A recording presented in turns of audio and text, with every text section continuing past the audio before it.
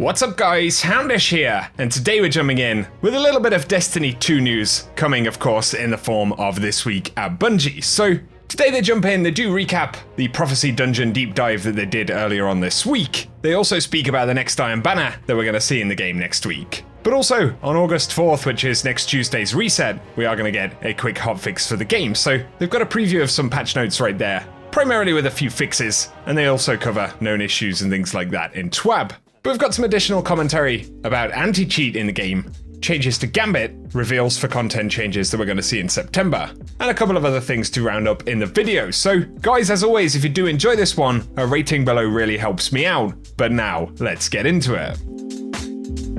So for the TWAB portion of the blog post right here, they do recap on the deep dive that they did for the Prophecy Dungeon earlier on this week. So, of course, they hosted a stream as well as a blog post with extra insights into the development process for that piece of content. So, they've got all the links where you can catch the recaps for that in the TWAB, which I will link in the description. There's definitely some cool commentary in there. But up next in this week at Bungie, the Iron Banner is going to return to the game. So, they say if you haven't heard of the Iron Banner, first up, get your power up. The activity offers power-enabled combat in the Crucible, so that means your opponents might have an edge if they're 5 or more power above you. But secondly, snag weekly bounties from Lord Saladin in the tower before jumping in. You can earn pinnacle power gear when completing their objectives.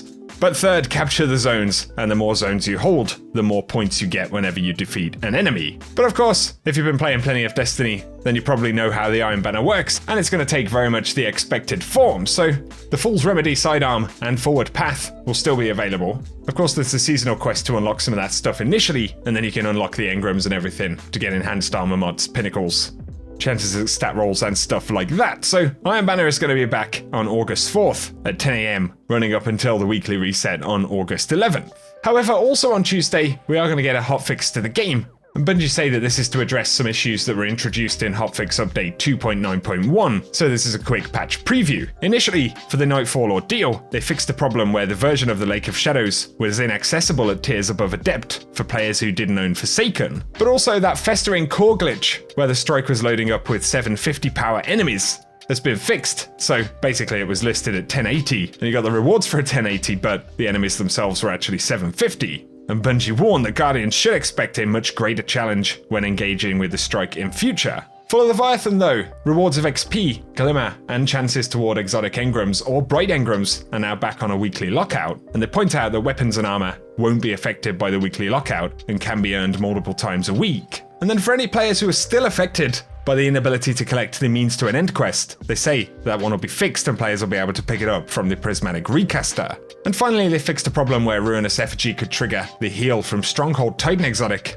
while blocking with the carried object. I didn't actually know that was a thing. And then also the Umbral stat-focused engrams could provide less than 10 in the selected stat, but that should no longer be the case. They say there will be a few more patch notes in the article next week, but this is a short and sweet update to tackle a few minor issues found over the last few weeks, so we shouldn't expect any kind of crazy content dropping in the game. But of course a few fixes and updates, and that one will be rolling out at 10 AM Pacific on Tuesday, with service maintenance beginning at 9 AM PDT, and players being removed from the game at 9:45 AM. Separately though, issues that they won't be fixing just yet, but players who acquire Calcified Light without the pendulum step of the growth quest in their inventory will be blocked from completing the quest, so be sure not to pick any of those up before you actually have the quest step. But also, picking up a throwing hammer while holding a sword will not recharge Titan's melee ability when running Code of the Devastator. And then enemies in the Hexahedron encounter of the Prophecy Dungeon can stop spawning. Previously uncensored nicknames on Steam are now being censored. And finally, the Seasons tab of the Director will flash to indicate an available reward where none are available. All of those are things that Bungie are looking to fix. And at least for the end of the TWAB section right here, they point out that there are a few more items on the roadmap over the next few weeks. And they say next week on Thursday, in This Week at Bungie, they're going to be dropping some more Solstice of Heroes details for 2020. And so we will at least get a reveal and further details about how that's going to work next week. Moving on to some other points of conversation, and some pretty important ones going forward. Ascendant Nomad on Twitter did say to DMG, a lot of us are asking for details for anti-cheat, and is there any hope that this will be addressed before Beyond Light? DMG responded, hope! Yes, the team is definitely working on improvements to Destiny 2, which should combat cheating.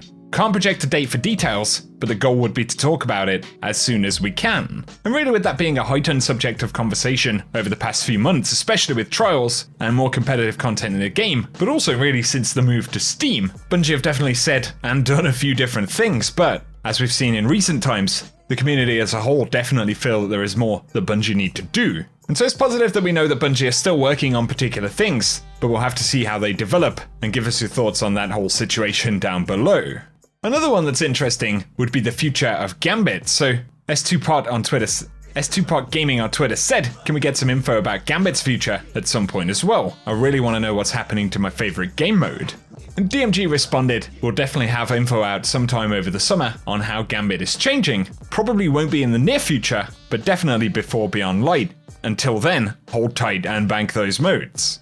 And with Gambit being a core mode for the game, it will be interesting to see whether Bungie simply decide to keep something like Gambit Prime, one mode or the other, and then maybe update the loot table a little bit, or whether we actually see some kind of mechanic changes and an update to the scope of the mode, or anything like that. It would appear that Drifter has some new kind of Drifter-esque themed weapons that we might be able to pick up in Beyond Light, so we'll have to see how that evolves. But it is an element that we can expect updates on at some point soon.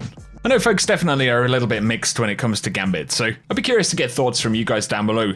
Which version of the mode would you prefer to see? Or are there any significant Gambit changes that you'd hope to see in September? There's been a little bit of conversation about Nova Warp, and DMG said that they have passed a little bit of general feedback about the super over to the team. He does ask for examples of how players feel that Nova Warp could be improved in the game, or indeed further balanced in general, so I'd be curious to hear any thoughts you guys have about that, and of course you can give your input on the appropriate threads if you're interested. DMG also said that they're continuing to collect feedback about certain bounties in the game, and somebody used an example of killing 150 Fallen. And he points out that competing for kills can be frustrating, and players would like to see shared fireteam progress, but also that there aren't enough strikes that feature large amounts of Fallen consistently. So it appears to be something that they're continuing to collect feedback on. And really the next set of changes we can expect to see are going to be alongside Beyond Light in the future. Finally, to wrap up the video, Bungie point out that you can still get the Beyond Light Collector's Edition at the moment, but there are limited quantities available. And we can see the kind of Shard of Darkness right there. Obviously these Shards of Darkness power are going to be significant to the story in Beyond Light. And also we've seen the Fallen associated with the House of Darkness carrying them as well. So pretty cool link to the game, and we'll see what the story surrounding that is. But when somebody asked when they're going to drop, Bungie said that Collector's Edition exclusive physical items will be delivered on or before November 10th, 2020. So alongside that release schedule change, bear in mind that will include physical collectible items and editions of the game. Up here though, something you might be interested in. But Bungie did post a new Day in the Life of a Bungie Developer video, this time with Scott Taylor. They're actually making quite a big push for Bungie careers with some of these videos. And of course Bungie are talking about continuing to produce Destiny 2 for quite some time into the future, as well as working on another IP of some sort, so it makes sense that they're still hiring, but if you want to check out the full video, then it will run out at the end of the video. But for now guys, that is everything we have to speak about today. Give us your thoughts on what we've covered in this one, but if you enjoy the content and want to keep posted on the world of Destiny 2, then be sure to get subscribed, turn on notifications and all that good stuff. Also, if you've enjoyed the video, a rating below does really help me out. But for now, whatever you get up to, I hope you have an awesome day. Hi, my name is Scott Taylor, and I am a project lead at Bungie. Yeah, one of the things that's really neat about Bungie is that, when we hire someone, we're in it for the long haul. We're not in it for kind of that short, burst of productivity. We're in it for the investment that we're making in that person. So I think people are maybe used to other companies where it's like, oh, I gotta, day two, I better be showing everything I got. And it's like, this is much more about the long game and the fact that we want this person here for the duration to help contribute to the company and in ways that we might not even understand right yet. We're really kind of investing in a person for the long haul. And so there's not someone watching over your shoulder every minute. There's a lot of trust in the idea that, we have selected you to come here and work here, and so we want you to do the thing that you do well. The thing I say a lot to my team is we have all these resources. I'm surrounded by people who've worked on some of the most kind of iconic games and movies and content in the world. And so, we don't really have an excuse to not try to make something that's absolutely incredible. And that doesn't mean that we need to work every last second until we're dead or something. It's really about hey, how are we coming in here, making sure we're enjoying ourselves, making sure that we are building something special, and just always asking ourselves, is this special? Is this different? Is this unique? It's super inspiring when you are trying to solve problems that you're doing it with such smart people.